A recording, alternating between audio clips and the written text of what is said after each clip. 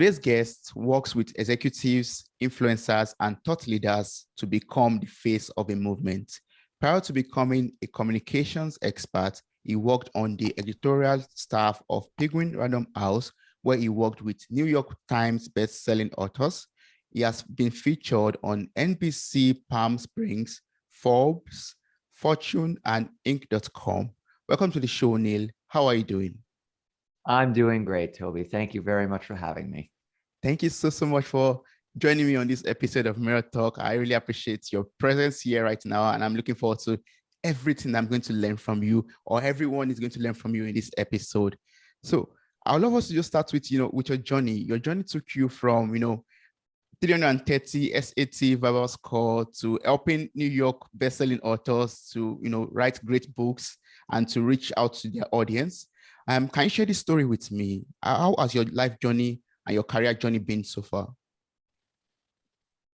One of the things I should probably, I don't know if I should say it that way. One of the things one would expect me to say, given that I used to be a book editor and that I am a communication expert now and all of that, is that I started off as a child loving reading and loving books and always having my face in the book. And the truth is that that's completely the opposite of the truth, in that I hated reading. My dad would say that as soon as I got my first book report in second grade, as soon as reading became work, I completely checked out and I had no interest in it.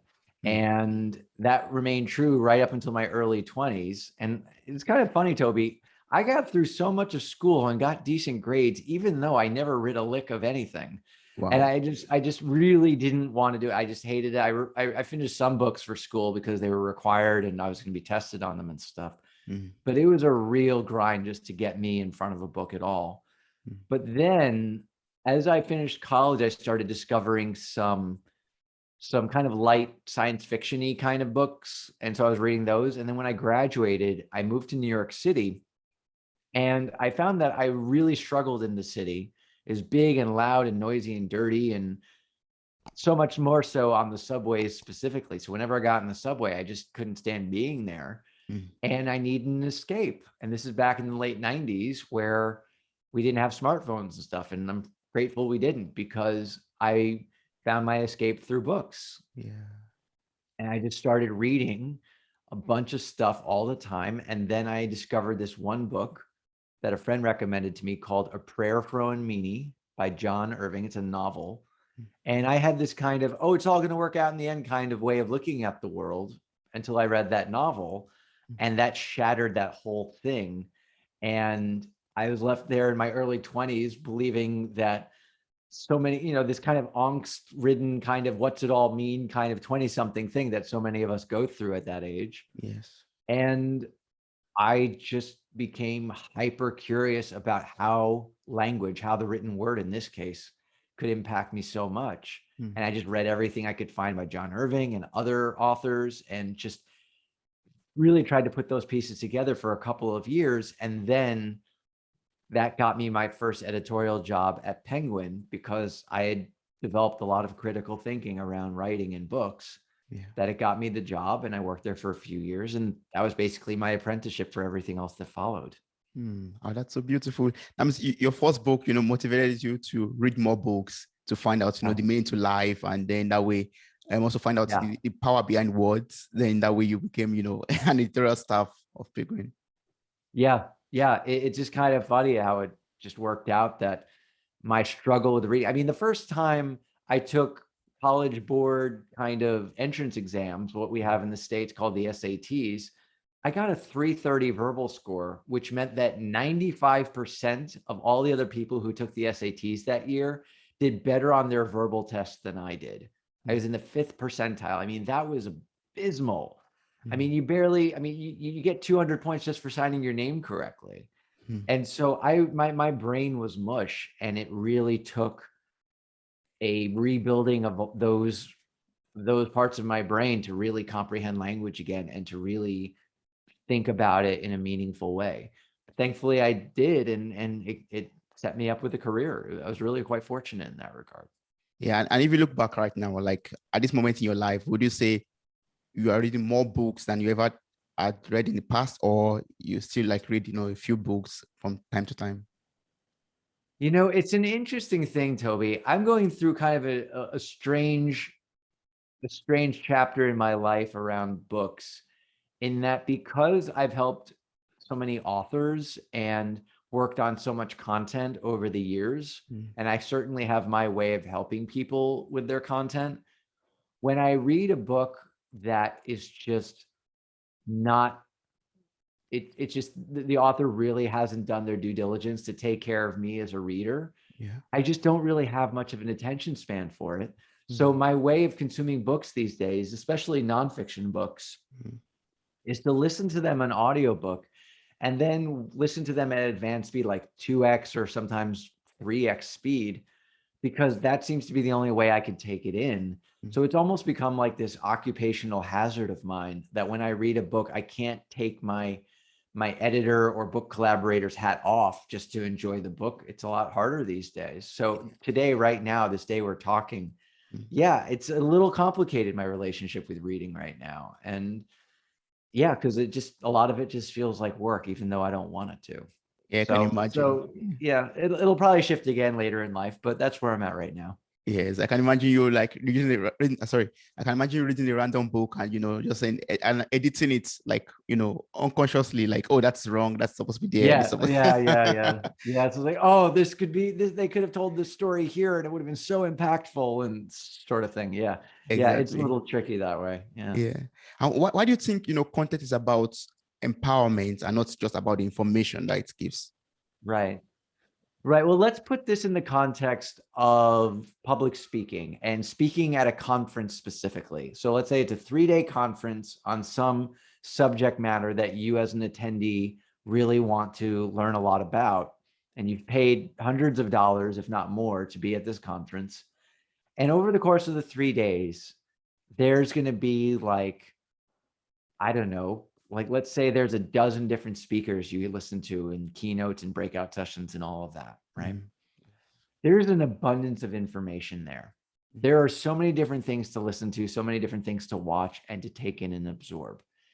If you go about your 45-minute, let's say somebody's giving a 45-minute keynote at that conference you're going to, and they deluge you with like 5 or 7 or 10 different insights or facts or tips or concepts that you now need to digest amidst all of the other things that you're still digesting throughout the conference. Are you going to take in any of it? Or are you going to be overwhelmed by what we could call the show up and throw up? There's just so much stuff being thrown at you in that 45 minutes that the information almost becomes, or not even almost, it basically becomes a burden, rather than believing from that same 45 minutes that what the speaker talked about could apply to you. And you could integrate that in some way and make it actionable once you leave the conference and change your life for the better.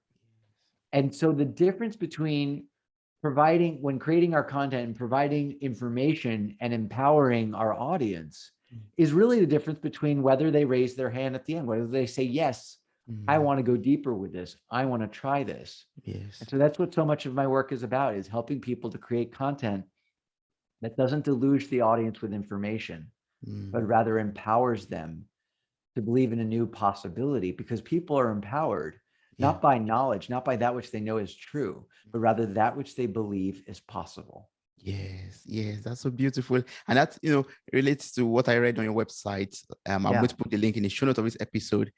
I read that, your vision is about, helping authors and helping speakers to have an attentive, transfixed, hungry, and empowered audience at the end of the day. So, and you've already explained a little bit on this already, but can you like advise me on how I can achieve this outcome? How can I achieve, an audience that is, transfixed, that is hungry, and at the end of the, conversation, or this episode, for example, is empowered by this, conversation that we're having? Yeah, of course. Like, I think of a client of mine from a handful of years ago now, who headed a program at a children's hospital where I used to live in LA. And it was a unique program because it gifted books to children. staying at the hospital, and it sent volunteers out to read bedside. And there was a special therapeutic library as well for children and families struggling with specific issues around illness and whatnot.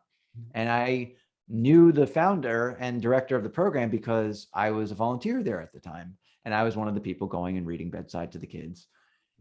But because we knew each other and because she knew about my approach to messaging and communication, she hired me to speak. She hired me because she was speaking on a TV show on cable, and she wanted just to get some messaging because she knew she was only going to have a few seconds to get in her stuff. And I was really proud that she really got it in just like a 10 or 15-second response to a question that the TV personality asked her. But with all of that said, and with that context, she then showed up at the program, like at the hospital, where I showed up for my shift one morning, and I found out that she was really stressed out. I was like, why is she stressed? And because she's going to be presenting for 10 minutes in front of a group later today, and she just, she doesn't like speaking in front of people. And so I went up to her and I asked her what was going on. And she's like, well, it's just every time I talk to these people for like 10 minutes, even, it just like I bore the pants off of them. And it's like they just glaze over and then they just politely clap at the end and the whole thing. I was like, all right, well, would you like to work out what you're going to say today? And she said, sure. And so we worked out what she was going to say and I sent her on her way. I saw her later that afternoon. And I asked her how it went, and she said that they were held rapt at attention from the moment she started speaking. And instead of just politely clapping at the end, they rushed up to her with business cards. Multiple people rushed up to her with business cards, and one of them even invited her to apply for a grant. Wow. Now, that conversation we had earlier that morning only lasted 2 minutes because we had worked out something that she was going to say when we had worked on her TV show response.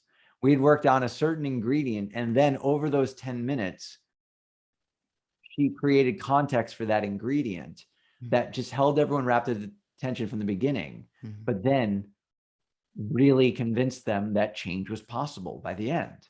Yeah. And so in that one experience, Toby, we can unpack a number of different things that she did, but at the heart of it is that we didn't just have her deluge them with information, again, about the program. We kind of built up to a climactic moment, almost like a movie. We built up to a climactic epiphany type of moment, this light bulb moment for the audience that then led them to saying, oh, I want to know more about this. I want to work with this person and all of that. So it's really like, instead of just here's the thing about it, and here's the thing, and here's the thing, it's like, let's build up to this climactic moment and just land it. Yes. Is that what you refer to as the elevator pitch? The elevator pitch winds up being a specific example of how we could use this same concept of having this kind of climactic epiphany-like moment. And so with your indulgence, I'd love to share with our listeners what the technique is, what this magic thing is. Yes, please. That we worked out several weeks prior to that day, and she did on TV, and then she did in this talk, and can also show up in an elevator pitch. Yes, please. Right? Yeah. And this is what I call a silver bullet. Okay. And a silver bullet, to capture this, there's actually this movie that came out of the United States about 10 years ago called Moneyball. And Moneyball is about Major League Baseball here in the States, where the Oakland Athletics over in the Bay Area in California were this small market team. Their payroll was about a third of the cost of the New York Yankees. Like, the Yankees were winning all the time because they had the most expensive players and stuff. And Brad Pitt and Jonah Hill are in the movie. And early in the movie, Jonah is like this economics guy, and he's telling Brad Pitt, who's the general manager of the Oakland A's, that there's an epidemic failure in how most teams are managing the team. The baseball management is just making this big mistake. And what they're focusing on is buying players. The best players are going to lead to the World Series and winning and all of that. But what he says is you need to buy runs. You don't need to buy players, you need to buy runs. Yeah. And so what he does there is he distills all of Moneyball, which is a pretty complicated economic theory, down to one idea. And we can take that idea and say it in a single sentence. The key to winning at baseball is not to buy players, but to buy runs. And that's what we can consider a silver bullet, which is a simple cause and effect sentence that when we take one action, like buying runs, we get one outcome, like winning at baseball. And so what my client at the Children's Hospital had, and that we were able to base that 10-minute talk on, was her own silver bullet. And it was simply literacy can heal. 3 words. And the silver bullets can be all different lengths. That one just happens to be really short and really quite concise. But what she did, she built up to that as a climactic moment. What we falsely think of books as are entertainment. But what we've learned here at this program and what we've demonstrated time and again is that actually it's a healing modality, just like medicine, just like surgery. We've learned in this program that literacy can heal, and then describe what the program does to help facilitate that healing. And that is what made everyone believe that change was possible. They had the idea, they had the secret sauce right then and there. And with that secret sauce, they were going to be able to solve not just problems around the hospital, but all sorts of problems in their life. And that's why they rushed up with business cards. Yes. And this also helps, a presenter to become, unignorable, or the presenter will not be, so boring for the audience, and the person will be so interesting to listen to, because you've built up to that level where the interest of everyone is so high, then they want to listen and follow through to the end. Yeah. That's right. You build up to it. And the listening through to the end is a very important point you just made just there now, Toby, is because when people say, I'm going to teach you 5 things you need to know about business, then you have this kind of moment of friction where it's just like, okay, I'll get through all this. Hopefully one of these things will work for me and all of that. But if you say, like, I was really creating a lot of mystery around this magic formula for our listeners before I actually delivered what she said. And I got people, in theory, I got them to say, oh, what's he going to deliver on that's going to be so great that it led to such an amazing outcome? And there's even probably skepticism or something like that, but there's a question mark. And then there's anticipation. Oh, we'll see what this guy Neil has to say about this secret thing that he's talking about and is building up so much. Yes. But that anticipation keeps people listening, keeps people invested in wanting to know more. And so the larger mistake is to show up and throw up, to provide all this content, to talk about what you're going to talk about and then talk about it and then remind them of what you just talked about, like it's some essay in a high school composition class or something like that.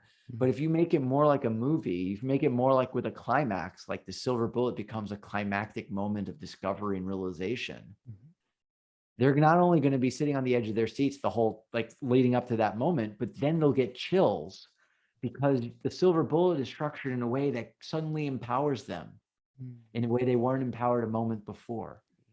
And that's why they highlight the silver bullets in the Kindle editions of their ebooks. That's why 46 of the 50 most popular TED Talks have a silver bullet. And that's why we see these silver bullet-like quotes from ancient thinkers like Socrates and Aristotle. Socrates says, all of wisdom begins in wonder. And that's a silver bullet. And Aristotle said, the aim of art is not the outward appearance of things, but rather their inward significance. These are silver bullets that have stood the test of like 2,500 years because this cause and effect sentence is so powerful. Yes. Wow. And so now they're always interested in creating this kind of silver bullets. Is there like a way you could help, a listener out there or people out there who love to, work on this method for their next presentation or for their next book or their next, public speaking? I'm so glad you asked, Toby. And that what we have here, because we've already talked about Moneyball, we also have an exercise that I'm happy to share with our listeners that we can call it the Moneyball exercise, quite honestly, in that Jonah said there's an epidemic failure in how these baseball teams are doing everything. And so we can do a fill in the blank where we start with 2 sentences and then we distill it down to 1 sentence. And so this 2-sentence exercise is the epidemic failure in how, and this is the first blank, the epidemic failure in how audience, and then the next blank is tries to achieve a goal, is that they, and then the third blank is false solution. But the real way to achieve that goal or solve that problem is to, and then the final blank is true solution. So I just, it's hard to describe parentheses when it's easier when you read it. Yes. But I'll say it all again in one flow. The epidemic failure in how most audience solves a problem or achieves a goal is that they false solution. But the real way to solve a problem or achieve a goal is to true solution. And so if we use the Moneyball example, the epidemic failure in how most baseball teams try to win is that they buy players. But the real way to win is to buy runs. Okay. And then we can turn that in. There are lots of different formats, like as I was just describing, there are lots of different formats for the silver bullet, but the simplest way to start is in this formula. The key to solving problem is not false solution, but true solution.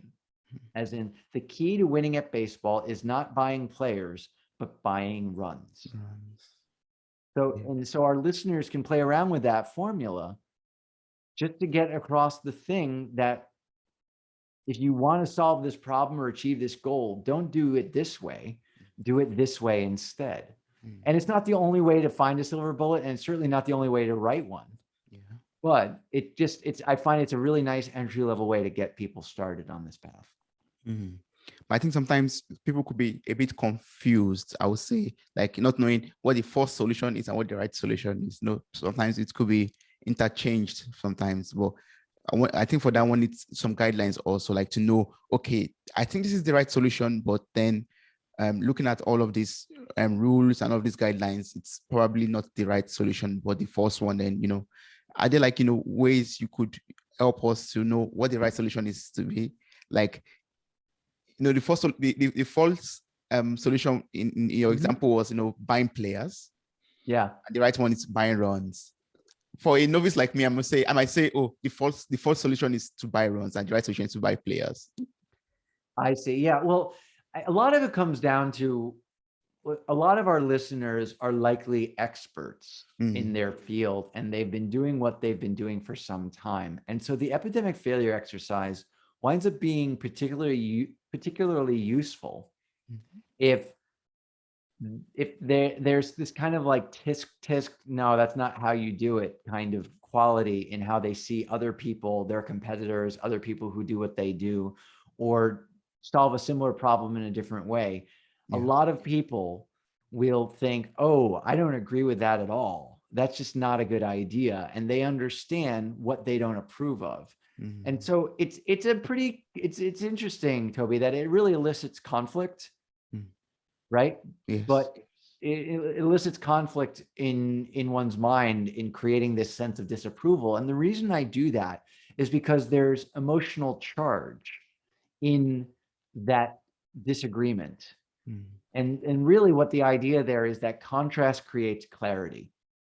And so we become clearer about our stuff when we think about the solutions of which we least approve.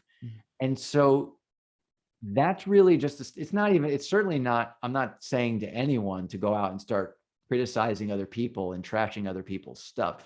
I don't want people to go around creating conflict and stirring things up in that way, unless they really can hold space in a masterful way and really take care of people. Because I really believe effective communication values the recipient over the sender. Right. And so I don't want people to stir things up explicitly. This is just a brainstorming exercise to be able to stir that up. And so if someone's an expert in their field, they can think about the solutions of which they least approve and use that as the jumping off point for that false solution. Yeah, that's good. Yes. So how can we, communicate complex ideas in ways that, everyone can understand? Like now, we've been trying to contrast and put things into order. Sure. And then there are people out there that want to communicate, very complex ideas with. and we want our goal, our goal is for them to understand this complex idea in the best way Right. possible. So are there like ways we could do that to, communicate these ideas to them and make them understand it? Before he passed away, my father was a retired school teacher, and he just in his retirement, he just decided to substitute teach, Mm. right? In other countries, it might be like a casual teacher or something like that. You just go in for the day and you teach for the day and then you leave. And so he got a reputation as being a really cool sub because he would engage with the kids and really help them to feel seen and stuff. So it was a good gig for him in his retirement. But one of the problems he encountered at the high school he was working at is that substitute teachers weren't getting keys to the classrooms they worked in. And so when they arrived at the classroom, they had to wait outside in the hallway along with the kids to be let in by the custodial staff. And this really drove him crazy because he felt it undermined his authority. He honestly just felt embarrassed by it. And when he had been a full-time teacher, he often confronted the administration a lot. He was very powerful and influential in the teachers union, and he kept giving the administration a hard time and stuff. And that was his inclination, was to antagonize the principal and demand that the subs get keys. But he also, by this point, he knew my approach to communication. So he said, all right, son, I need help writing an email to the principal in a way that you would want me to write the email. And so the first line of the email wasn't, we're subs who demand get keys because our authority is being undermined or anything like that. Because did the principal care that much about the perceived authority of his substitute teachers? Probably not. In that industry, most people don't really care that much. They're mostly just babysitters. And so instead, that first line of the email was, we are a group of subs. We're a group of substitute teachers who are concerned for the safety of our students. And what he goes on to describe in the email is how the previous year, there had been a lockdown, like some sort of violent threat at the school. And there were kids who had asked to go into a different classroom that could be locked because they didn't feel safe in a classroom that the sub who didn't have keys could lock themselves and keep them safe. And so we didn't make the email about his undermined authority. We made the email about the safety of the students, which is a problem that the principal would care about solving. Yes.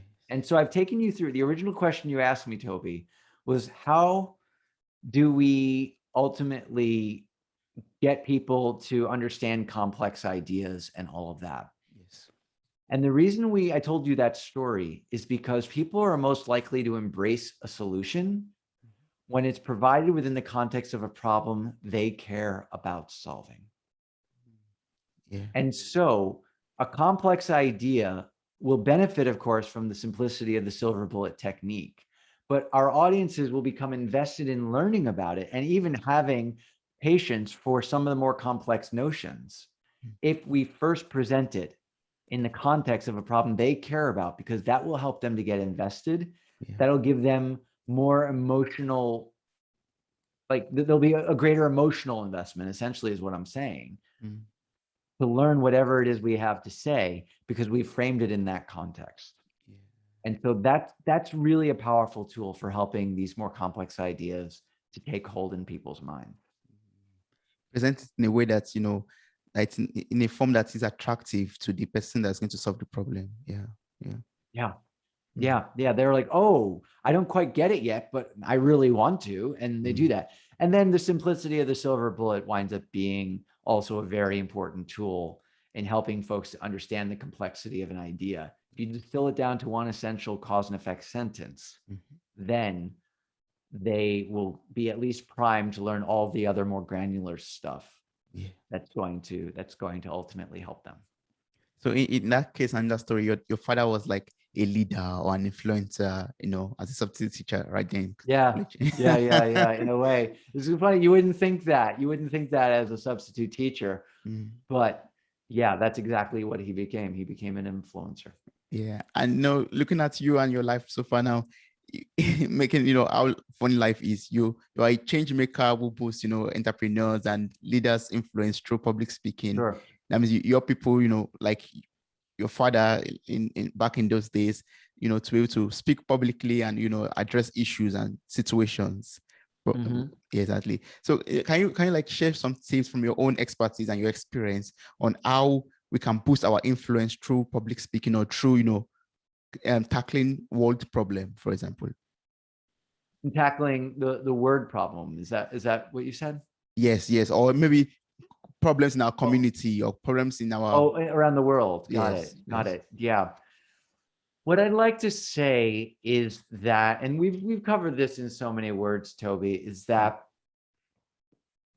basically movements are driven by the empowerment that others feel in response to it. Right? That one of the things that took over the world wound up being a number of years ago was the ice bucket challenge. And the ice bucket challenge was started by a few guys who had the disease that wound up supporting ALS, right, which is commonly known in America as the Lou Gehrig's disease, which is kind of a baseball theme because Lou Gehrig was this famous baseball player who suffered from ALS. And they did the ice bucket challenge. And I don't have the statistics on this, but my guess is that many people who participated in the ice bucket challenge probably didn't even know much about ALS or didn't even know what it was for, but they were just being tagged by friends on social media and they poured water on themselves and then they tagged other people and all of that. And then the whole thing took off and they made many millions of dollars in support of ALS. And they've actually made some real headway in tackling that disease. But the reason why I believe that took off as it did is because the founders of that movement, who weren't necessarily trying to start a movement, but they just inadvertently did with their own ice bucket challenge. What they ultimately did was set everyone else up for doing a thing that was just accessible enough for them to participate in it. A big mistake I see a lot of people doing is that they make it too complicated and difficult as an initial step to get involved and to participate. But it was easy enough for people to pour water on their heads and get a little attention for it and all of that. There are lots of things that play as to why that was such an effective campaign. But there were a lot of things about it that were just so immediately gratifying and accessible for people that they were willing to participate. So if you want people to really get involved and to participate so as to shift things that are happening in the world, as you originally asked me, Toby, then I really encourage people to be super accessible in the first step, the thing that hooks others in. There will always be time for them to read more, to watch more, to get more involved. But that being emotionally compelled to get involved more starts with the things that are most accessible. And what would that be, for example? What are the most, is it like creating a challenge like the ALS challenge, or what would you describe as being accessible? I would say that something as simple as asking someone to donate $1 when they're checking out at a store.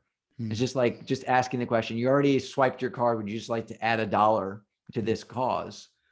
That's good. And whenever I order takeout food from a website like Grubhub, it asked me at one point, would you like just to round up to the next dollar amount so as to contribute to this charitable cause? I'm like, well, sure, of course, and all of that. But digitally, it just becomes a matter of maybe piggybacking onto other existing platforms that make it easier for people to donate a little bit of money. Or if there is just a simple thing that, like a specific thing that you want folks to share, just as a first step, just watch this 1-minute thing and then share it with one person you feel actually, not just your whole network, but just share it. Think of one person who you think would enjoy this video and share that with them. And these are specifically around the digital side of things, but then there are other things as well. It's just a matter of something super easy, like if you, like, one of my clients told the story about how he wanted to do like a toy drive for Christmas. And one of his faculty members, he's a school principal, and he was talking to one of his faculty members, a young teacher, and he's like, well, the problem is if you give him the task of going to the store and buying a toy and bringing it to the school, then very few people will do it. But if you just do a wish list on Amazon and just say, buy any of these things, they've already inputted their payment because they have an Amazon account. It's super easy. Just go click on a thing, purchase it, and it's super easy. And then it's like, so what are you guys doing here at the school? Oh, this is what we're doing. Oh, can I help? And that low-hanging fruit, that super accessible thing at the beginning, got them on board with being more involved on a more profound level moving forward. And that's how you start the movement. You start with the super easy thing, and often that will be a digital solution of some kind.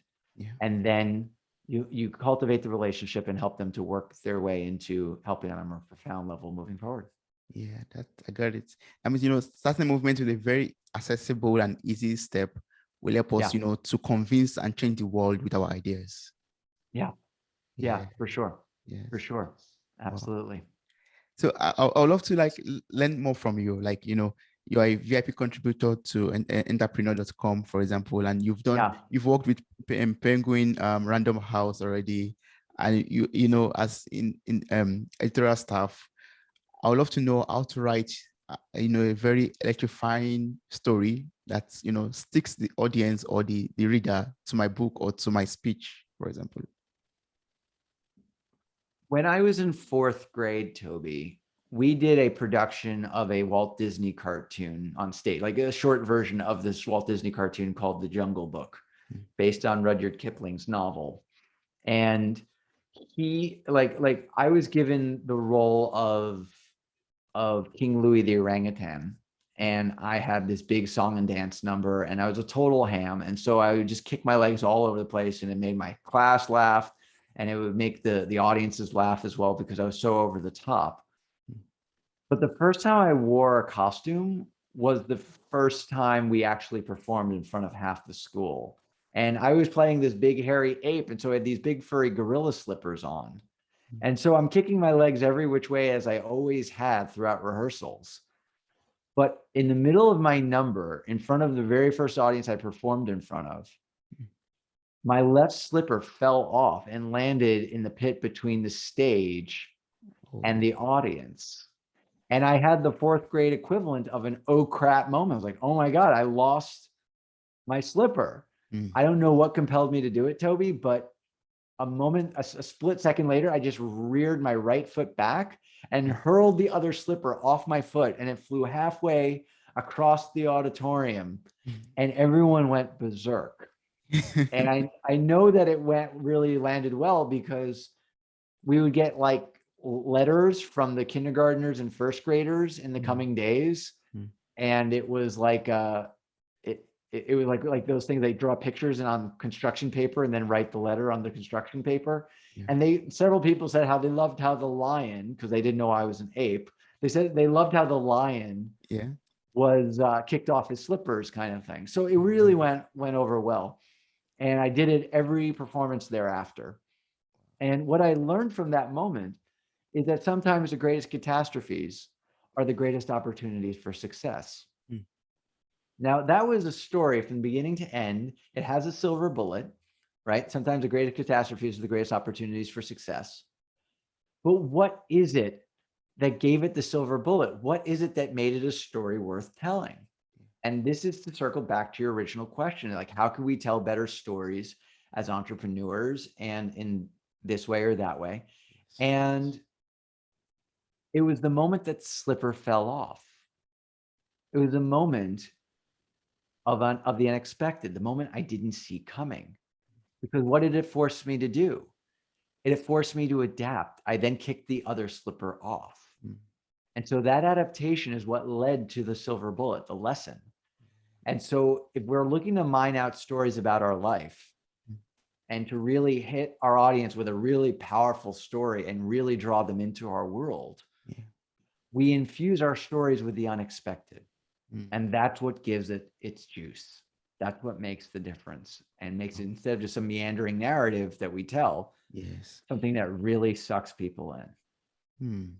Wow. So we have to, have the whole combination of, having the silver bullet and and changing, that's unconducive moment in our lives into something beautiful that's, portrays a message to the audience.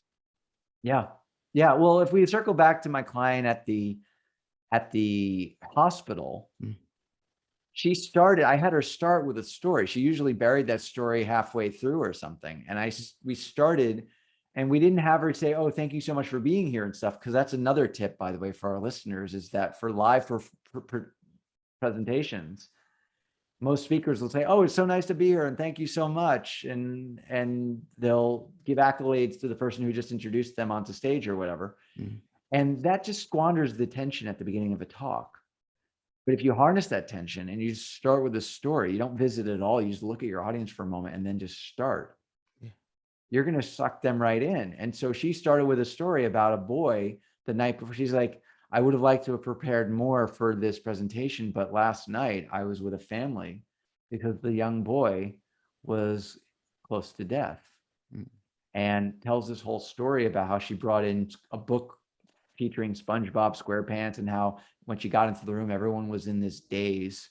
And by the end of the story, everyone had converged on the boy's bed and were all listening intently to the story.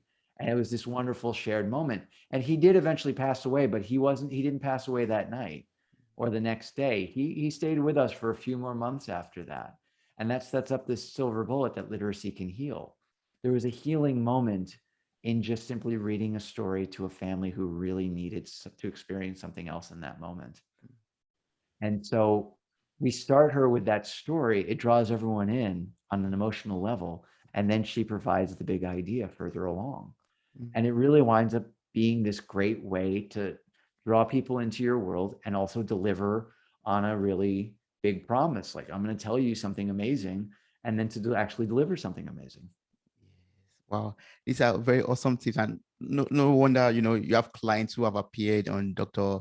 Oz show or Ellen's show, and Yeah. using these tips to really deliver your message in a way that it keeps the audience attentive. That's so awesome. That's so great. So Yeah. so Appreciate that. for someone out there who would love to connect with you, work with you, and also become better to attract or to attract audience and be able to deliver the messages, the ideas properly, what's the best way of doing this? What's the best way of connecting and working with you?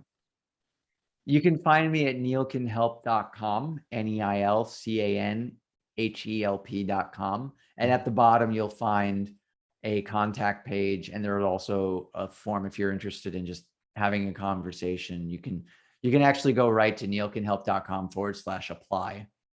If you just want to go right to talking about how this can help with your speaking and your messaging as a whole. Yes. Well, as a closing remark, do you have anything you love to tell listeners out there that we not cover during this conversation? Is there like some insights or some tips that you love to tell someone out there who wants to go into public speaking but does not know how, or is scared, or is still having some doubts? What I will say to everyone, Toby, is that if you're feeling doubt, if you're feeling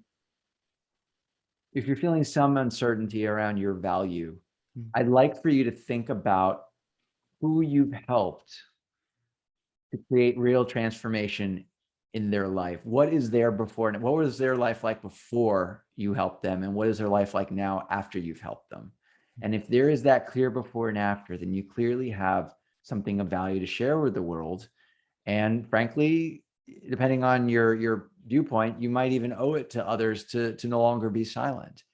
But at the end of the day, if you're concerned with having the exact right words and the exact right message, the value of your message isn't based on what you say, but rather what your audience does once you're done saying it. And so if you have something of value that someone can actively implement and participate in their life, then be sure to share it with them. And also know that imperfect words that lead to imperfect action is still leading to action in the end. Wow, that's so beautiful, Neil. Thank you so much for this awesome episode. Thank you for everything you shared with me. I learned a lot, and I hope every listener out there also learned a lot from this. Thank you so much. Well, it was such a delight, Toby. I so appreciated your questions.